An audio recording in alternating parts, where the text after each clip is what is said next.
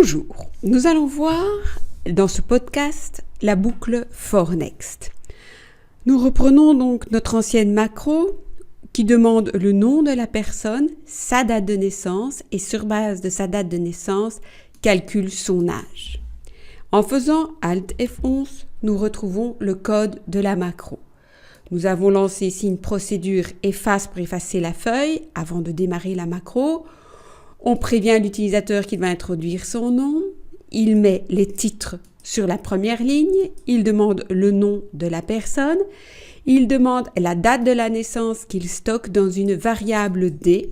Pour rappel, de manière à éviter les problèmes de jour-mois dans les formats américains et européens. Cette variable fait l'objet d'une dimension, donc d'une déclaration ici en haut. Et ensuite, grâce à la fonction calculage, il va calculer l'âge de la personne. Cette fonction calculage est une fonction qui a été créée et qui se retrouve ici en dessous.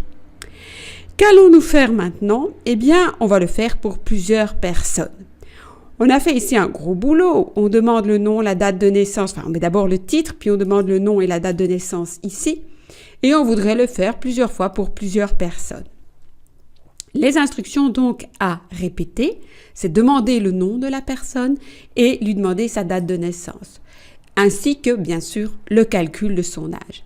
Toutes ces opérations-là, ces 4 lignes si vous voulez, seront à répéter pour autant de personnes que je le désire. On va d'abord le faire peut-être pour 2 personnes. Pour ça, on va le faire grâce à la boucle for next. La boucle for next, comme son nom l'indique, commence par for, un indice. L'indice en général, ou une variable, on dit un indice, mais c'est une variable. Moi, je mets i. Pourquoi? Parce que i pour indice, et comme on va l'utiliser souvent, je ne vais pas écrire un roman, donc je vais mettre i, égale 1, la valeur de départ, jusqu'à une valeur de fin. J'ai dit que j'allais le faire pour 2 personnes, par exemple. Et je coince toutes ces informations qui doivent être répétées plusieurs fois. Donc, j'utilise la touche tabulation, clavier pour la décaler. Ceci ne va pas jouer au niveau de l'exécution de la macro. Vous le faites, vous ne le faites pas, vous ne verrez pas de différence. Mais au niveau de sa lecture, pour bien comprendre ce qui fait partie de la boucle, ce qui va être répété. Et je termine toujours la boucle par un next i. En fait, il va commencer comment? La première fois, i va valoir 1. Partout, il va exécuter la macro, puis i va valoir ici 2 et il remonte sur le for. I vaudra 2, il doit s'arrêter à 2, donc il fait une dernière fois toutes ces instructions-ci. I vaudra 3 grâce au next i, il va remonter, il va dire non, je ne remonte pas puisque j'ai déjà atteint la valeur 2, 3 est supérieur à 2 et il va s'arrêter. Commençons déjà ceci pour voir ce que ça donne. Je vais introduire un nom. Il va demander le nom. On va prendre Luc. Luc V, tiens, pas mal. Il est né le 15 du 8 1978. Et il demande une deuxième personne. On va mettre Berthe. Berthe, elle est née le 5 du 8 1945. Ne faites pas de faute dans l'introduction de vos dates, sinon votre macro va se planter. Je confirme. Je retourne et je vois que Berthe a écrasé Luc. Donc en fait, il a tout mis sur la deuxième ligne. Comment est-ce qu'on peut changer ça? Eh bien, on change ça ici. C'est ici qu'on indique les numéros de ligne. Donc c'est là qu'il met chaque fois tout à la ligne 2. Donc à la place de mettre 2, je vais par exemple mettre i. Ça, c'est le premier réflexe avant d'exécuter.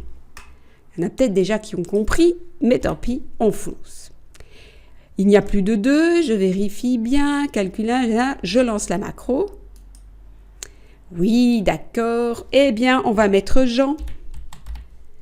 Jean est né le 6 du 8 1945. Et puis, on va mettre Marc, qui lui est né le 3 du 6 1978. Que s'est-il passé ici? C'est très joli. Jean n'a pas écrabouillé Marc et Marc n'a pas écrabouillé Jean, mais par contre, les titres ont été écrabouillés. Pourquoi? Alt F11. Tout simplement parce que I, ici, commence à 1, à la ligne 1. Or, vous savez que la ligne 1, on le voit bien ici, est occupée par les titres. Donc, il ne faut pas faire commencer I par 1, mais par 2. Et donc, on doit bien décaler le 2 final et mettre 3. En fait, j'ai tout décalé d'une ligne à cause des titres. 3. Et on débarre. Ok, on va remettre Lily. Oh, Lily est née le 5 du 8 1974. En 70, on va aller trop vite. On confirme. On va mettre Louis. Le 6 du 8 1945. Hop. Oh, on y est arrivé. On a enfin un tableau qui s'est construit avec mes 2 personnes. Ce qui pourrait être intéressant maintenant, c'est de demander à l'utilisateur pour combien de personnes il veut faire ces traitements. On va lui poser simplement la question et stocker la réponse dans une variable qu'on appelle n. n égale input box, pour rappel permettra de lui poser la question, pour combien de personnes. On corrige la petite faute ici, personne, et on va devoir changer notre boucle for next. Au lieu de dire d'aller jusque 3, on va devoir aller jusqu'à n plus 1. Pourquoi n plus 1? Parce que les titres, si vous voulez, occupent la première ligne, donc il faut toujours décaler de 1. Le tableau. On est parti. Ok, on va le faire pour 3, pour changer, pour vous montrer que ça marche. On va le faire pour Karine, je ne pouvais pas choisir plus court. Quelle est votre date de naissance? Le 6 du 8 1968. On va le faire pour Marie, le 2 du 6 1945. Et on va le faire pour Luc, le 3 du 2 1999. Et vous voyez qu'il l'a bien fait pour 3 personnes et il a tout bien décalé vers le bas. Donc vous voyez, la boucle for next, très très intéressante, qui permet donc de faire plusieurs fois les traitements et on peut même demander à l'utilisateur pour combien de personnes il désire faire les traitements. Voilà, je vous donne rendez-vous dans notre prochain podcast.